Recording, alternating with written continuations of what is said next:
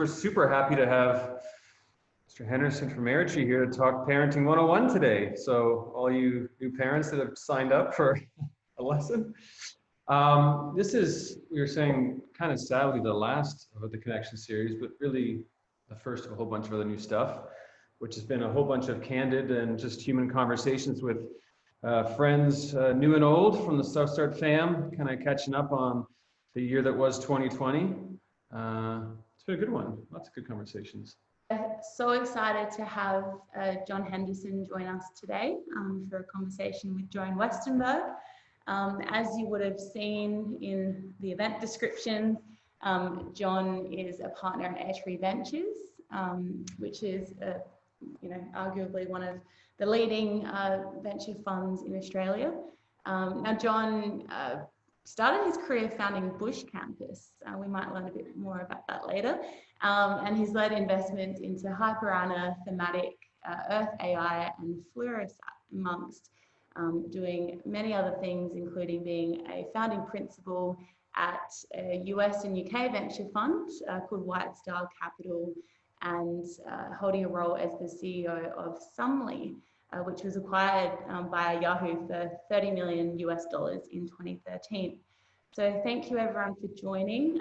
Joan Westenberg is the founder of Creative Studio, amongst other things, Studio Self, and is a very well-known technology writer, and has played an incredible role helping us with South Start. So very excited to host this conversation. A quick housekeeping note, if you do have any questions for John, there will be a Q&A component at the end of this discussion. There is a Q&A function at the bottom of your Zoom screen, so we encourage you to write questions in there as they have their chat. So Joan, without further ado, I'll hand over to you. And John, thank you for joining us. Have a great chat. Thank you, folks, and welcome everyone to the final South Start Connections event. It's been wonderful hosting these and just getting to speak to a brilliant series of people who have formed such a huge part of the Australian tech ecosystem. So I feel very honoured and privileged. Before we begin today, I would like to pay my respects to all elders past, present and yet to come. I am right now on the land of the Gadigal people of the Eora Nation. And I think it's important that we all recognise the land on which our events take place. We're all on Zoom calls now, but we're still joining these calls from native land, and we need to recognise that. And one last thing before we begin, take a deep breath, everyone, because this year has been fucking hard. And every time we get into one of these things, it's good to take some margin. We are allowed to just take a really deep breath and say, whatever we did this morning, that's over there. We're going to be here right now and be present. So I'm speaking to John Henderson. Now, the first time you and I spoke, John, I don't remember the details of it, but I can remember disagreeing strongly about cryptocurrency. And I wish I could remember what position I took and what position you took, but I just remember thinking, he's wrong. It's all faded into my memory now, but that was what stood out to me. Wow. I don't remember that, but I suspect I would have been on the very bullish side of things. Before I moved back to Australia, I became sort of the chief advisor, I suppose, to the CEO of CoinDesk in 2013. And one of my mentors over in the UK, a guy called Shaq, introduced me to Bitcoin in 2012. And he's a budding entrepreneur over there. He was the first investor in Spotify, and he's an incredible guy. And I said to him, what are you going to do about this crypto thing that you're so into? And he said, I'm just going to start a news site. And I was like, that makes no sense whatsoever. Why would you do that?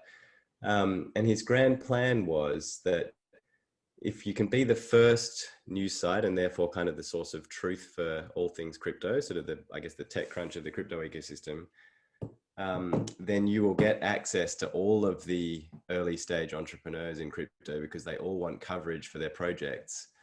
And so you'll be able to, you'll get sort of, from an investment perspective, you'll get to meet a whole bunch of people that you otherwise wouldn't, which will give you an unfair advantage, which I just thought that was intentional from before starting CoinDesk, which in hindsight, I thought was absolute genius. So I don't remember what we were disagreeing about either, but I'm pretty sure I would have been bullish. Look, I think I might have been coming from my tech journalist background and drowning under a million pitches for crypto kitties and fly-by-night crypto products, and just being to the point where I was like, no more. I can't take this. I don't want to do it.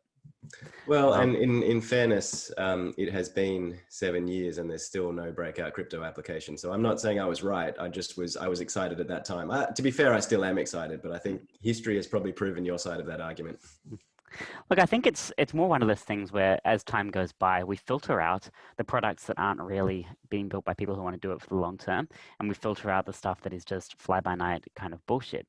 And I've always found that cataclysmic events are a part of doing that, which is something that I've been kind of touching on with everyone I've spoken to in the South Star Connections series, which is, do you think that there is a chance that the past year where things have kind of come to a grinding stop for a lot of people, where the ecosystem has been hit by the economy kind of crashing around COVID, do you think that will filter out some of the startup founders who might not be around for the long term and try to kind of like raise up the people who are really in this because they're passionate about building products?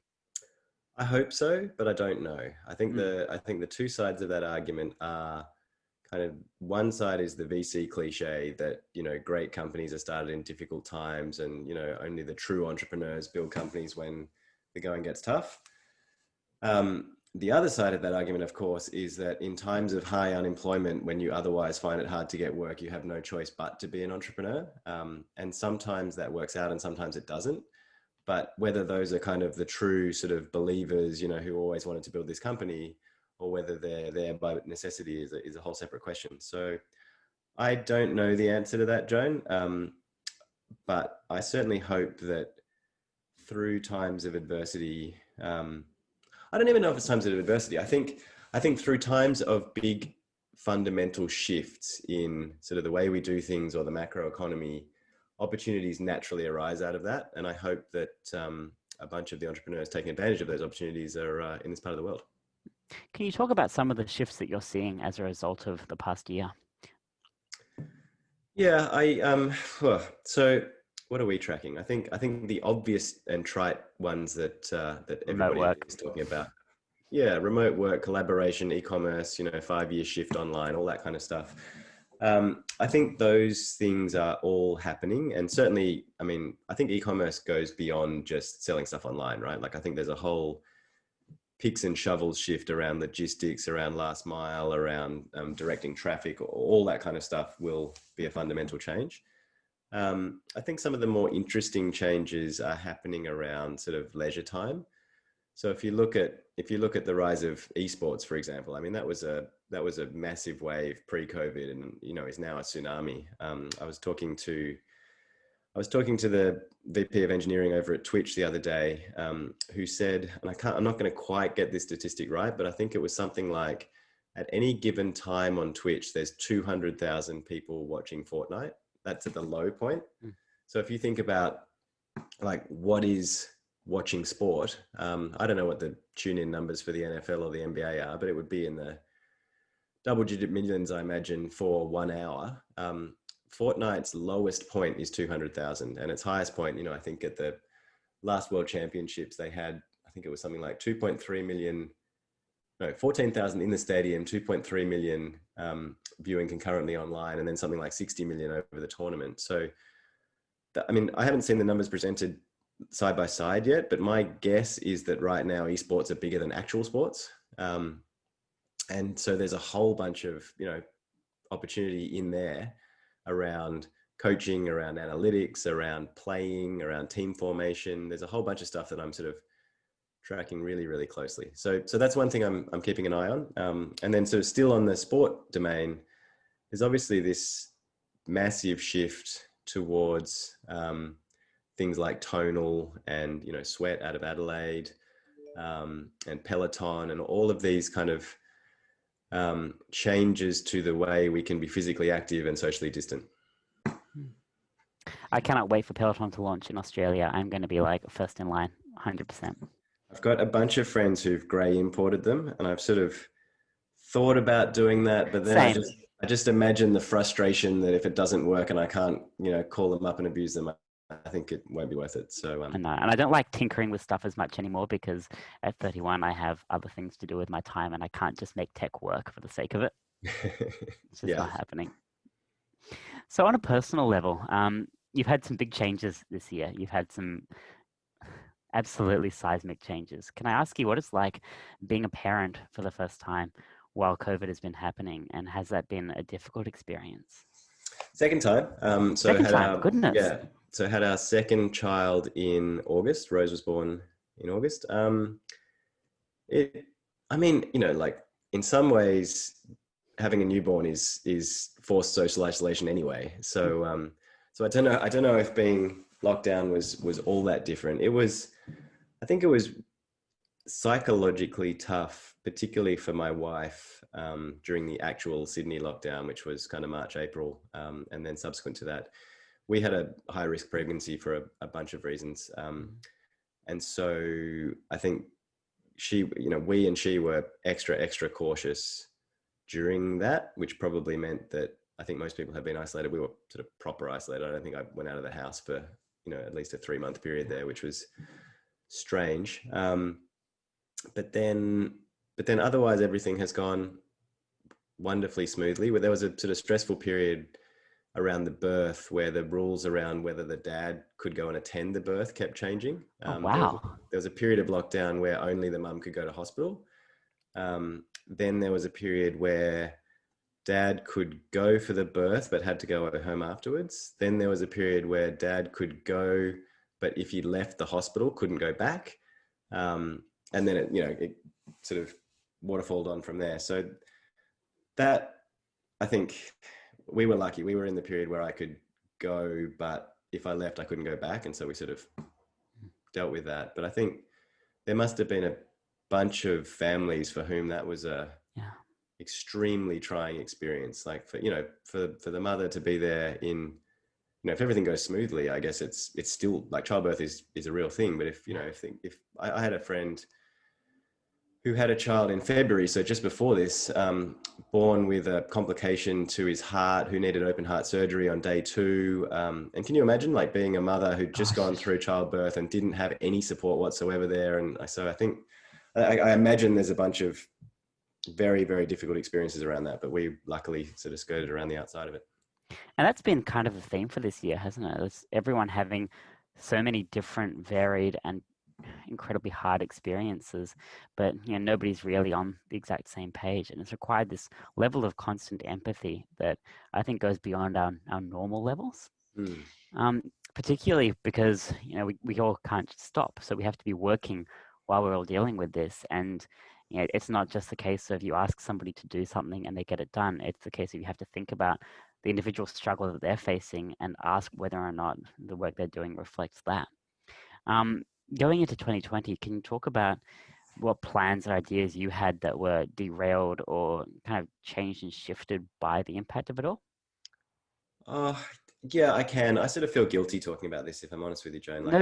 No guilt. Like everyone's experience is completely valid, Yeah, well, I mean, I've been exceptionally lucky, honestly. Like I had a US trip planned to go and speak to a bunch of co-investors over there and attend a conference, and I had a China trip planned to do some other stuff. Both of them got cancelled, but really, I mean, other than that, we had a baby, which was in the works anyway, and my life has been not as turned upside down as almost anyone I know. I think we raised our last fund in Q4 of 2019, so we've been blessedly sort of sitting on a pot of money that we've been trying to give to founders through this period. So doing the same thing at work. I'm lucky enough that our portfolio has largely benefited from COVID, and we can sort of talk about the exceptions and examples of that.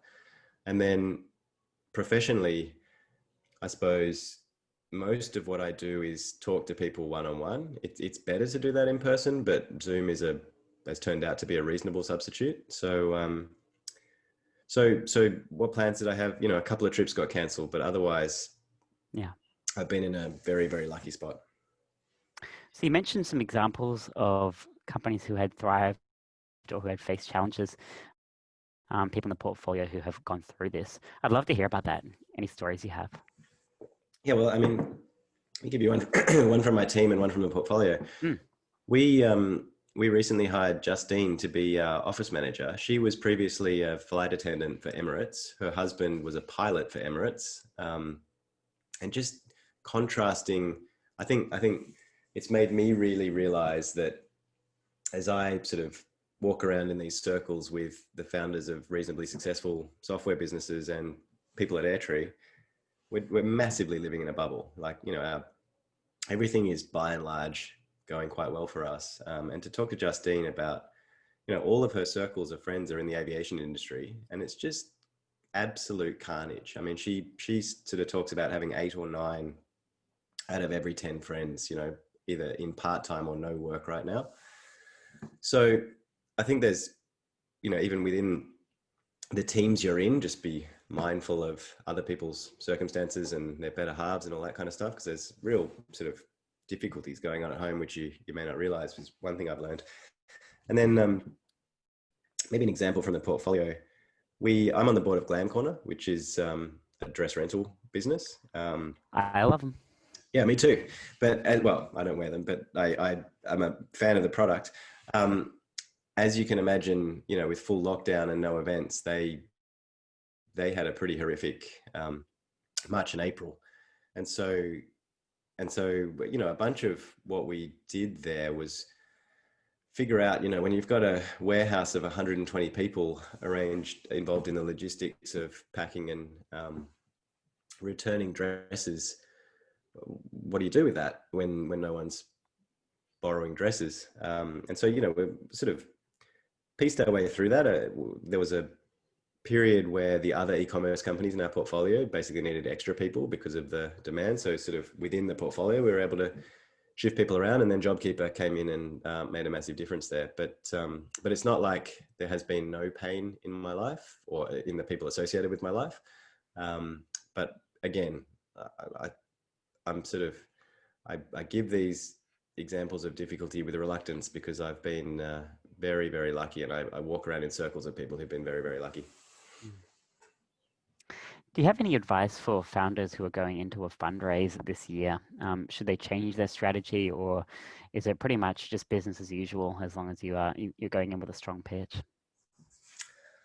If you'd asked me that question in March or April, I would have told you that the world had fundamentally changed, that we were entering a long U-shaped depression, that investors would flee the market, and that you needed to get to profitability and be in charge of your own destiny.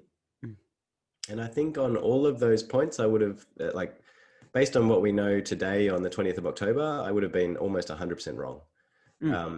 I think what we saw was sort of everybody just paused in Q2. Lots of people sat on their hands, lots of founders didn't go out to fundraise, and everybody just kind of waited to see what happened. And I think I can give you anecdotes from the private markets, but if you look at the public technology markets, it's been up and to the right since April. And I think that's reflective of our sector. And so more VC funds have raised this year, I think, than in 2019. I think the dollars put to work is more or less the same. It's now 1.1 billion as of now versus 1.3 billion as of this time in 2019. So this is a long and rambling way to answer your question, which is, should founders do anything differently? Probably not. I think if you were previously, if in 2019 you had been coming to market looking to raise from a corporate investor or a strategic investor, then I think your pitch probably needs to change, because many of the big corporates have changed their strategies and sort of pulled back, as you expect in recessionary times. But if you're approaching the traditional funding market of angels, high net worths, venture funds, PE funds, that kind of set of investors, I think our experience, and anecdotally at least, is that it's as good a time as ever as it has been to raise early capital. Thinking about the human element of what you do at Airtree and the human element of looking after your founders, have you put thoughts into how to better support the mental health and emotional well-being of your founders as they go through what has been a difficult year? Yeah. This is something we think about a lot, and are acutely aware that, I can't remember what the statistic is. You probably know, Joan. I think founders suffer mental health issues at something like 3x the rate of the regular population. It's insane. Yeah. which is insane, but maybe not surprising. Like, there can't be many jobs as stressful as trying to get a product up, being in charge of, however big your employee base is, kind of subsistence and, the flow and effects of that. So it's an intensely stressful thing to do. And I think the mental health consequences that stem from that are, or shouldn't be, surprising.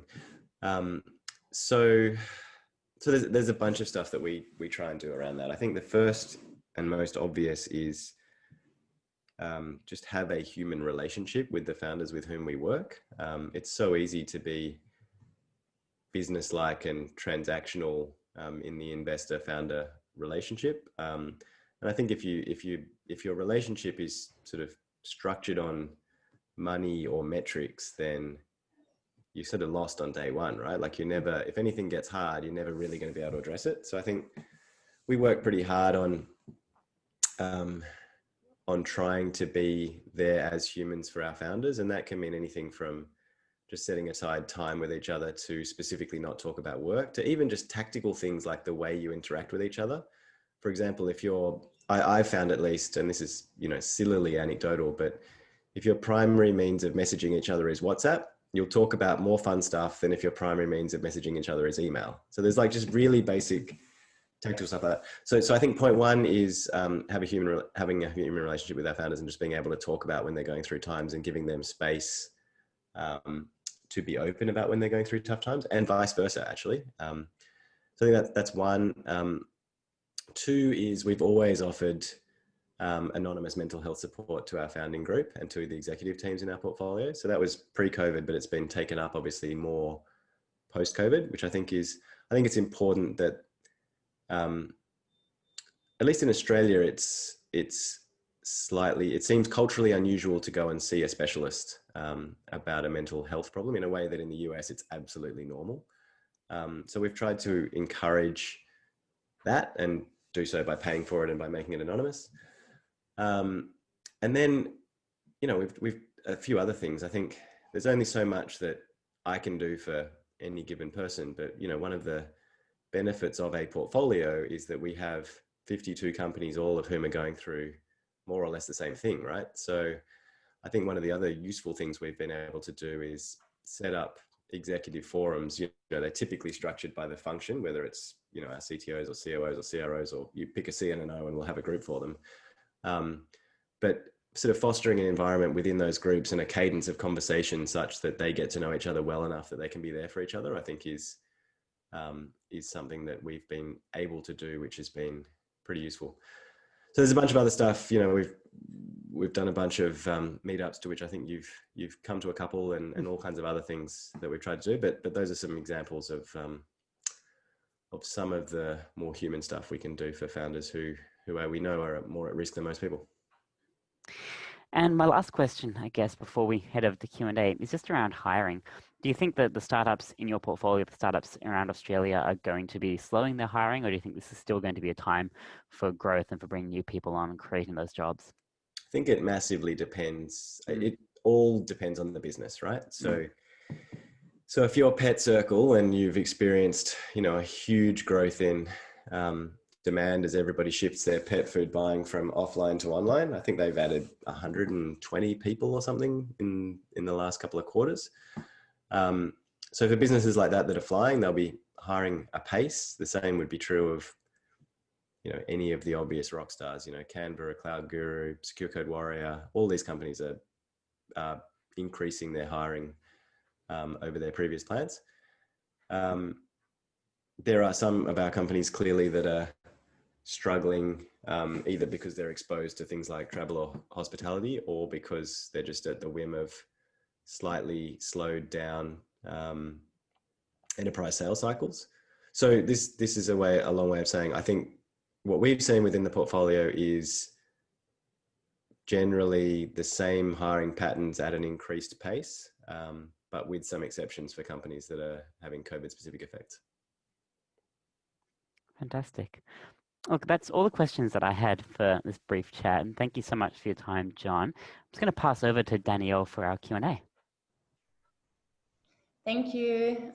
Thanks for that it's like I love tuning into these, and we kind of just sit back and listen to a lot of thoughts that we're having as well get echoed. And it is hard, you know, you were saying before about feeling a bit guilty, you know, how when you reference how your year's been, yeah, it's one of those things where I think this year's been a different journey for everyone. So yeah, like you said before, Joan, no need to feel guilty about that. So anyway, we have some great questions coming in. I'm going to jump quickly to the one that's just been written in the notes. Now, Robin has asked, if or when things are back to normal, do you think face-to-face meetings will be important for you, or will Zoom meetings be enough to get to know founders? Yeah, it's a really good question. I think Zoom is great, actually. It means you can have a lot more, I mean, it cuts out travel time, obviously. So it means you can have a lot more meetings, which is wonderful. But I find Zoom to be a more transactional conversation, generally speaking. I think there's something about the sort of 5 minutes of chit chat at the beginning of a beginning of a coffee meeting that tends to lead you to more personal sort of conversations and just get to know a bit more about the person. Whereas I find on my Zoom conversations, we're sort of straight to business. So I think face-to-face meetings in a, you know, post-vaccine world or whatever it is will be really important.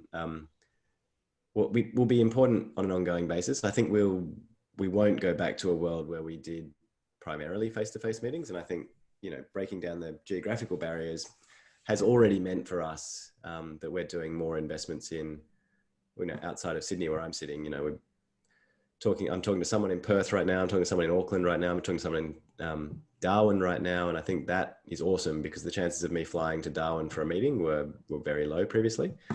So there will be, I think there'll be a place for face-to-face still, but it'll be not the same place as there was pre-COVID. The other thing that I like to do that I found really hard on Zoom is just go and hang out in a company's office. And that's not really the sort of founder meeting. It's more, once we've had a bunch of conversations and it's clear that we're serious about each other, I like to just go to their offices and spend time with the team and have a less structured conversation, but with a whole group of people at the company we're talking to. That has been impossible, obviously, during COVID and Zoom. I think you miss sort of the office vibe, which is actually a really important part of at least my job. I think, frankly, the thing that got me excited about Quilla wasn't, I mean, I love Mark and Dylan, don't get me wrong, but I went to their offices on maybe the second or third meeting and just, you know, got chit-chatting with a bunch of people in their, I think it was in their marketing team and then their engineering team. I think I was early to the meeting, and so I was just sort of talking to people while I was waiting for Dylan. And when Dylan walked into the room, I was basically ready to give him a term sheet. I was like, if your team is this excited and this gelled with each other, and they didn't know I was coming, like, well, maybe it was a setup, but if it was like the best setup I've ever seen. I felt their culture in a way that you can't do on Zoom. And so I think for me, from an investment perspective, that will continue to be important. And I think from a culture building perspective, it's hard to replicate that online. Yeah, it's that awkward dynamic sometimes on Zoom where it's like, okay, you're finished talking now it's my turn, and now am I speaking too long? I better shut up now and go silent and hope that someone jumps in. I think, yeah, it's been great to host these online conversations, but I think we both agree that in person, just being able to sense someone's expression, you can't beat that. So I think to that point on culture, like, so I'm on the board of Employment Hero. I can't remember how many people they have, but it's maybe 180 or so now. And in April or May, they made the call to go fully remote. So that was 180 people on 2 floors in Kent Street in Sydney, who, like, literally overnight cancelled their office. They still have a physical space for them to do functions and kind of team get-togethers, but everybody is remote now. And I think one of the big challenges, there's a whole bunch of advantages that come with going remote, you know, specifically around hiring, because you can get talent from places that you previously couldn't. But they had a really well bonded internal office culture. And I think there's going to be a big question moving forward as teams go remote or as they split between offices and remote about how do you maintain just those kind of, you know, casual interactions that actually make you better colleagues. Yeah, like those ping pong matches that you Yeah. Craig, do you want to Yeah, so there's a bunch of different directions to go here, but I'm kind of curious personally myself on this one. So curious, from Sam, as an AI enthusiast in the release of GPT-3 this year, have you evolved or changed your thoughts on where you think AI is going or at the rate at which it's evolving? And what do you sort of see as the near landscape for AI? Well, so I wrote my first kind of investment piece on AI in 2013. And back then my thesis was that data was a real advantage, and that if you could build a product that collected proprietary data, you could use it to train machine learning models, which would be more performant than your competitors, and that there'd be a virtuous circle there, and that would be what would lead to your success. I think things like GPT-3 have just shown that that's not true. There are open source models from OpenAI, but also from Google, Facebook, and Tencent and Alibaba, and a whole bunch of public tech companies that are really truly bleeding edge and are, you know, significantly better than what a crack team working on a proprietary product could build in a couple of years. So now I've kind of gone away from this idea that your data is your competitive advantage. I sort of don't believe that anymore, and I'm trying to think about what is your competitive advantage, and I actually don't have a good answer to that right now. What I would say is things like GPT-3 are very impressive from a natural language generation perspective. When we were working on Sumly in 2013, which was essentially a summarization company, it was pretty impressive back then to be able to pull apart clauses within sentences and put them together and make sentences and make things that made sense. And we did that on a like 70-80% accuracy basis. So, and that was impressive enough for Yahoo to acquire us. GPT-3 is amazingly ahead of where we were 6-7 years ago. So the progress is quick. Is that surprising? Probably not, because things progress exponentially in tech, and so we need to wrap our heads around that. As far as how do I think about sort of the future for AI, I think there's going to be really interesting kind of niche or use case applications of language models like GPT-3 or like, you know, some of the vision models that are coming out, which will be sort of tailored to specific domains and will get sort of sticky because they're non-generalized use cases. I'm less bullish on people creating their own algorithms, because I think the big companies and the open source projects are gonna win that race. And then I can't help but follow just to get your gut check on what you think of the Microsoft deal with that, with OpenAI. I don't have any intelligent comments on that yet, actually. It would make sense to me that the big tech companies would want to buddy up with them. Many of them have their own, well, they all have their own open source projects as well. So I'm still thinking that through. Yeah, fair enough. Fun times. Hey, John, we've got a question from Amanda Hudswell. Hey, Amanda, thanks for joining. She's asking, apart from culture and making a connection with founders, what are some of the more tangible things you look for in founders themselves? Subject matter expertise is an obvious one, but what else? Some kind of unique advantage, and I know that's wildly general. We look for, let me start with generalizations and get to specifics. So I think what we really look for is, what is the unique strength or set of strengths or skill or whatever it is that this person or this group of people have that makes them like wildly different to every other entrepreneur or person wandering around out there. And I think that's important because what we're looking for there is a specificity of strength rather than an absence of weakness. Every founder and every founding team will be crap at a whole bunch of things. But what we look for is that they're world-class at one thing. And when I say world-class, I mean like truly differentiated. And if you believe that that one thing is the thing that will make the company successful, then you can, you and they can plug the gaps around all of the weaknesses with great teams. But in the absence of something like some kind of true spike or something that's really different, then you're just in a race with a whole bunch of people with the same level of skill and insight and whatever. And I think it gets hard. So some unique strength I think is really important. And even better if it's paired with like a personal experience or a real affinity with a problem. So maybe what's an example of this? So when we backed a Cloud Guru, Ryan, the founder, had a 400,000 person strong YouTube subscriber following for his like how-to videos on AWS certification.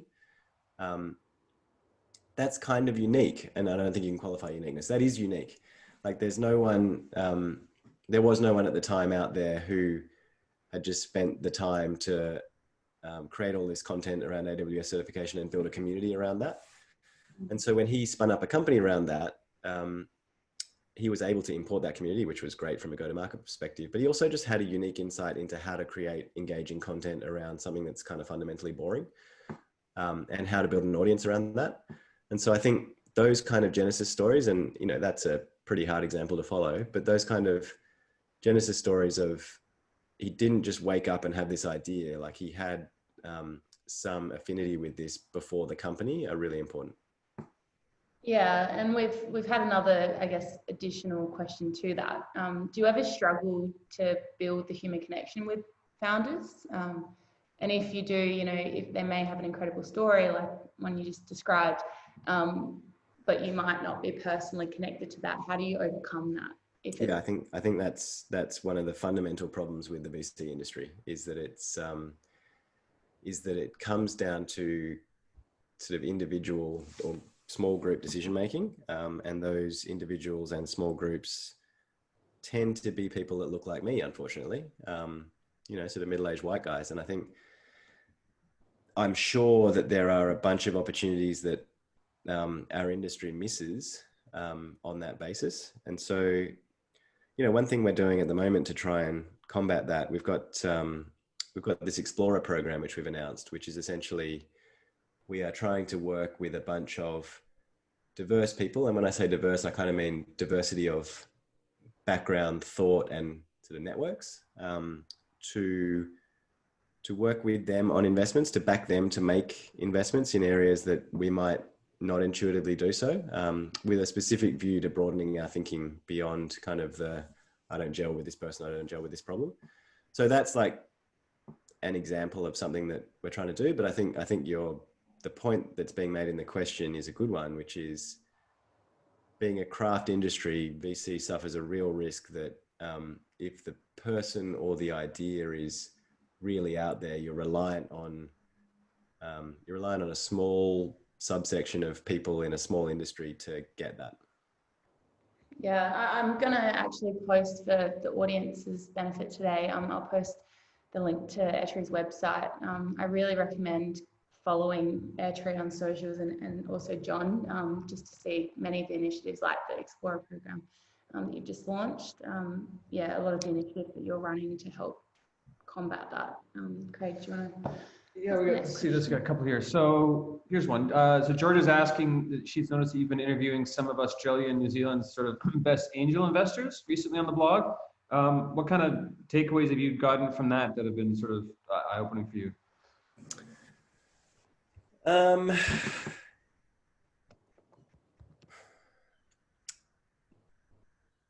So a few things. So I've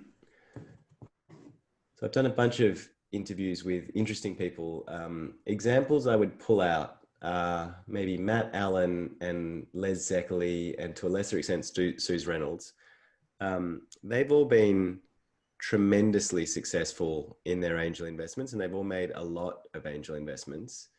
But two things have struck me about their success. One is that their successes have been venture-like, in the sense that the really big ones have been really big, and then most of the other investments they've made have not gone anywhere. So there's sort of, I think point one is, it's a very even angel investing is a very hit-driven business, and you need to make enough angel investments to be able to get a hit.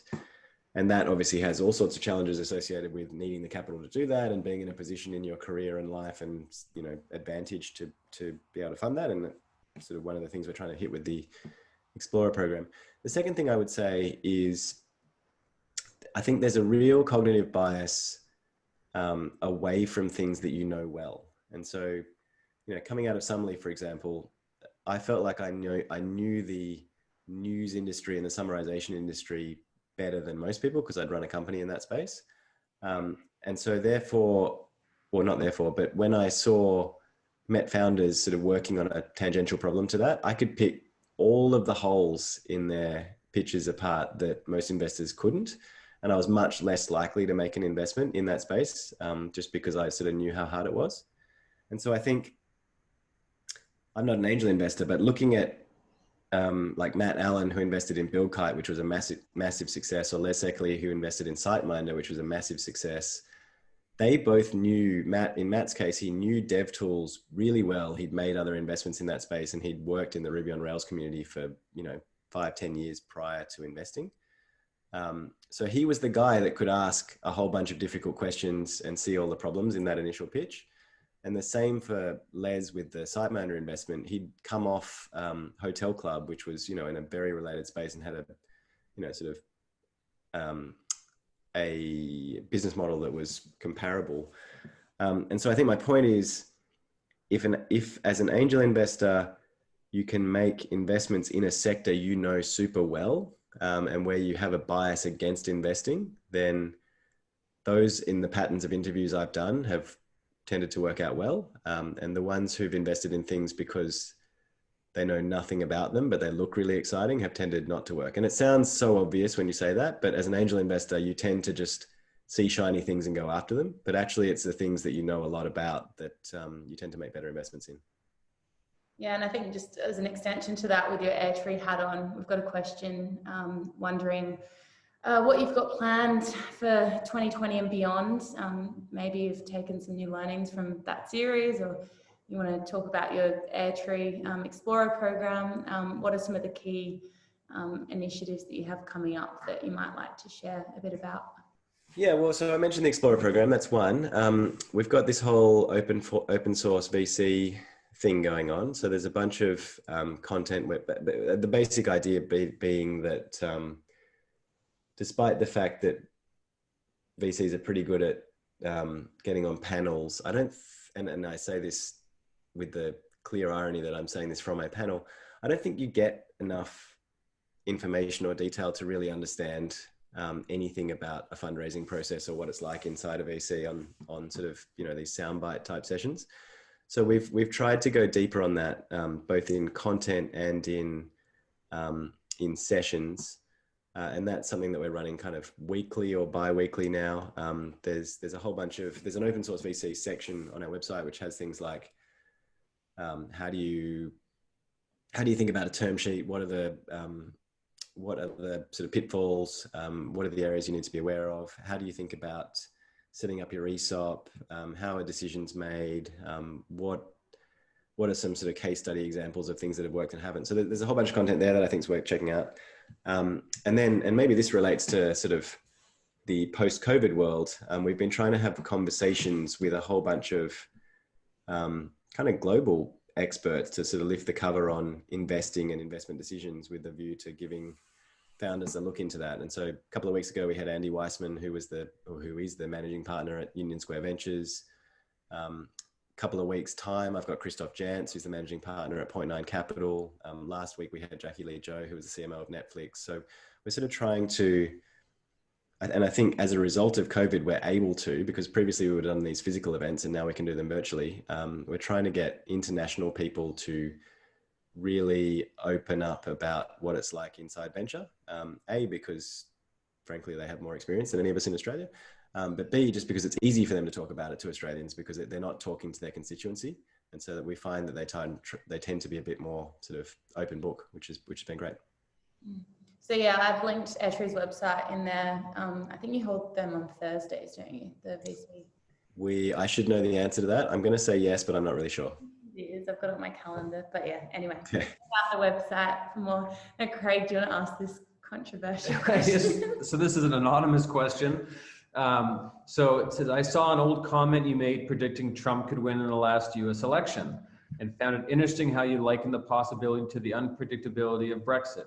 In a year of events that has been possibly the least predictable in a generation, how does a turbulent political landscape affect the venture capital world and your work with Airtree? Yeah, I hope it doesn't, is the kind of short answer. So, yeah, I mean, when I made that comment, I just lived through Brexit. I was in London at the time, and I actually lived around the corner from Boris Johnson. He lives in Angel, and so had been sort of unwittingly close to a very unexpected outcome. And so I think I was sort of just mentally prepped for weird things to happen, which is why Trump wasn't such a huge surprise, albeit a colossal disappointment. Look, I think how we affected politically, I think there's a few things. It's mainly on point issues that affect our industry, rather than, Trump or Biden being in office or Labor or Liberal locally. I don't think those things really matter that much to the startup ecosystem. Where government plays a role is primarily around the grants regime and the R&D tax incentive, and then to a lesser extent around labor laws and immigration. So it's much, I think where the question was going was, does a change to the macro or the political economy impact us? And I don't think it really does. But there are a bunch of sort of sector-specific issues where we've been lobbying hard in the background, and you would have seen the changes to R&D in the budget with sort of 2.1 billion of extra, well, not extra, but spend coming back into R&D, which was taken away by the same government in previous years. So I think big political changes we don't really look at. Specific policy issues that affect our industry, we try and lobby hard for, because we're mindful that startups don't have the resources or the time to go and do that. Now we have the last question from Nicole. From a VC perspective, what effect has COVID had on the creator economy? We've got some things to say about this, actually, Nicole. Keep an eye on our blog posts coming out. I'm really excited about the creator economy. I think there's never been a better time to be a solopreneur, and I think you see the rise of Substack and Review and a bunch of the audio platforms, and what's happening with podcasting and what Spotify's doing with Joe Rogan and everyone who's smaller than him. So I think that I think there's never been a better time to be able to build an audience or a niche set of fans and monetize them. And I think there's a whole set of tools that will enable that. And I'm really excited about investing in tools to power the creator economy.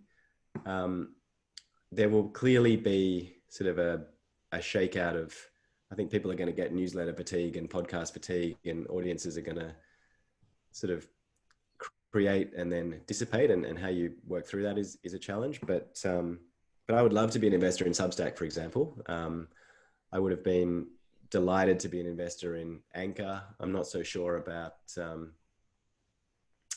Community and a couple of the others, but I think broadly speaking, there are going to be more and more people creating content or creating products by themselves and creating or reaching an audience that they couldn't reach previously. And that will become a more meaningful part of our economy. And I think it'll be better for all of us, because that will create, instead of Facebook being your source of information or broadcast media, I think getting access to the best person's opinion wherever they are in the world, and being able to find them and tune into them and reward them for that is exciting. It is exciting to see all of the new creations that will come out of this year. Thank you so much for joining us. It's been a great chat today. Thank you, Joan, for hosting it also. For everyone in the audience, mentioned it before at the beginning of this chat, but we have launched our State of the Reunion activation today. Posting the link in there right now. We've happily partnered with Airtree and with Joan as well on that event, which will run from November 18th till the 20th. It'll include a combination of offline events, which is exciting, and also we'll have online access to several of the panel discussions. So stay tuned for that. Thanks, John, for all of your insights today. I think we covered a huge range of conversations from the political landscape to the investment landscape, and really, you gave some great insights to founders as well who might have been tuning in. So thank you. It's been awesome spending this time with you, John. I really appreciate it. And everyone, I really hope to see you at more South Start events. Can't wait for the end of the year. It's going to be fantastic.